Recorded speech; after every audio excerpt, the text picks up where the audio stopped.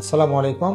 Doctor Nasiruddin Kajal, associate professor urology, Dhaka medical college. এখন আমি কথা বলবো পুরুষ মানুষের লিঙ্গের উত্থানজনিত সমস্যা নিয়ে, অর্থাৎ যেটাকে আমরা বলি ইরেকটাইল ডিসফাংশন, অথবা আমরা যদি অন্যভাবে বলি পুরুষত্বহীনতা রোগ। এটা এমন একটা রোগ যেটা আমাদের দেশ কেন ওয়ার্ল্ডে প্রচুর পরিমাণ পাওয়া যায়, এবং আমাদের দেশে যে সমস্ত পুরুষ মানুষ আছে অ্যাডাল্ট, তাদের মধ্যে দেখা যাবে 25 to 30% কেসেই এই সমস্ত রোগটা প্রতীয়মান হয়। তবে বাস্তবতাতে এত দেখা যায় না, কারণ আমাদের দেশের মানুষ এই সমস্ত রোগ অনেককেই বলতে চায় না, ডাক্তারের কাছে যেতে চায় না। এই কারণে হয়তো আমরা অনেকেই বুঝি না। একটা কথাই বলে রাখি, এটা কিন্তু সে রোগী, অর্থাৎ তার কিন্তু এটার চিকিৎসা দরকার আছে। এই চিকিৎসার দরকার আছে বলেই এই জিনিসটা খুবই প্রয়োজনীয় জানা এবং ডাক্তারের কাছে শরণাপন্ন হওয়া যদি এর সমস্যা থাকে।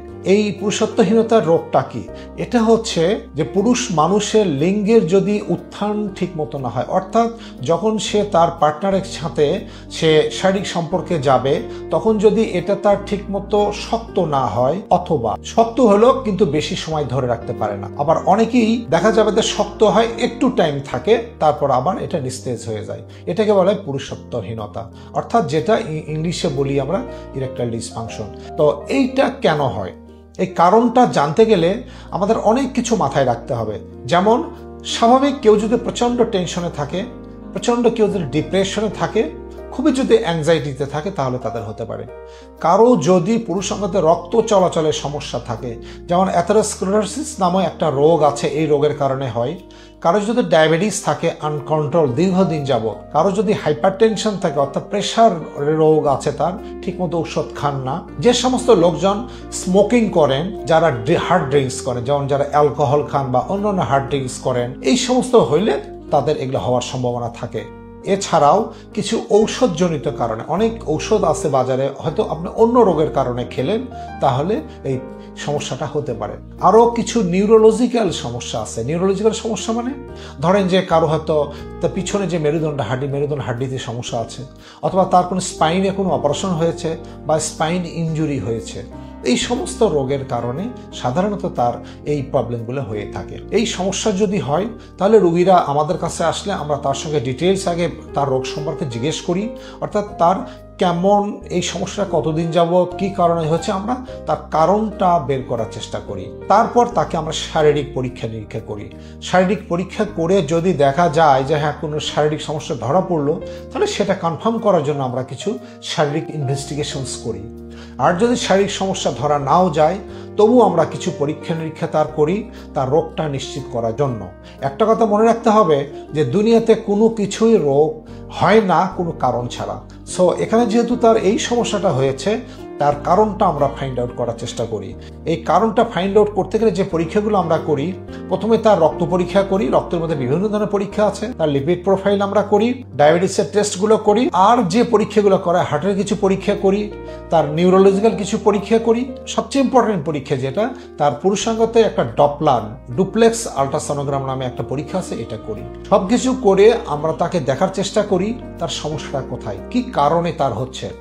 কারণ হিসেবে চিকিৎসা না করলে, আন্দাজে চিকিৎসা করলে, আপনি অন্য কোনো ডাক্তার কাছে গিয়ে বললেন যে আমার উত্থান হয় না, সে একটা ওষুধ দিয়ে দিল আন্দাজে, এটা খেয়ে আসলে কোনোদিন লাভ হবে না। এটা আপনি খাবেন, আপনার মনের শান্তি, আমি খেলাম কিছু, কিন্তু দেখবেন কিছুদিন পর আপনি কাজ হচ্ছে না।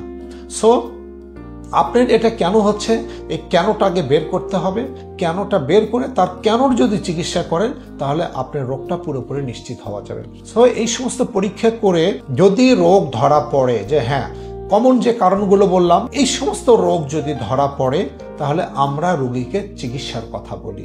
চিকিৎসা করতে গেলে প্রথমে আমরা রোগী এবং রোগীর সাথে তার ওয়াইফকেও, পার্টনারকেও আমরা আসতে বলি, কারণ এই সমস্ত রোগ চিকিৎসা করার জন্য তাদের সাথে আমাদের অনেক কথা বলতে হয়। শুধু হাজব্যান্ডকে বললে হবে না, ওয়াইফকেও বুঝতে হবে তার হাজব্যান্ডের একটা প্রবলেম।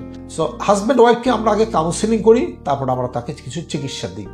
আমরা যদি দেখা যায় যে এই রোগী ঔষধে হবে, আমরা তাকে ঔষধ দিয়ে আমরা রোগীকে চেষ্টা করি এবং রোগীকে আমরা বলি আপনি ঔষধ খেতে থাকেন, আপনি ভালো থাকবেন।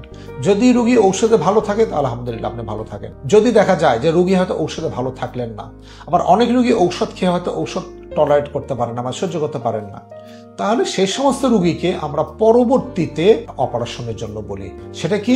সেটা হচ্ছে যে পেনাইল ইমপ্ল্যান্ট নামে একটা অপারেশন আছে, যে অপারেশনগুলো আমি করি পার্সোনালি, আমি প্রচুর করেছি এই রোগীগুলো, এখনো করছি। যাদের ঔষধে হয় না তাদেরকে আমরা এই অপারেশন করে আমরা তাকে সুস্থ করে তুলি এবং তাকে ভালো করে নিই, যার ফলে তার দাম্পত্য জীবন ভালো থাকে এবং সে সব জায়গায় ভালো থাকে। মনে রাখবেন, আপনি যদি সেক্সুয়ালি ভালো থাকেন, অ্যাক্টিভ থাকেন, আপনার ওয়াইফের সাথে যদি আপনার কোনো প্রবলেম না থাকে, আপনি সব জায়গায় ভালো থাকবেন। আপনি ফিজিক্যালি ভালো থাকবেন, মেন্টালি ভালো থাকবেন, আপনার চাকরি ক্ষেত্রে ভালো থাকবেন, সোশ্যালি আপনি যার সাথে যোগাযোগ রাখবেন সবার সাথে ভালো থাকবেন। সো সব দিক দিয়ে ভালো থাকার জন্য এবং আপনার দাম্পত্য জীবন ঠিক রাখার জন্য আপনার যদি পুরুষের যদি উত্থানজনিত সমস্যা থাকে, আপনি একজন ইউরোলজিস্ট যেমন আমি আসবেন, আমরা সাধ্যমতো আপনাকে চেষ্টা করে আমরা আমাকে ভালো করার চেষ্টা করব। ভালো থাকবেন, ধন্যবাদ।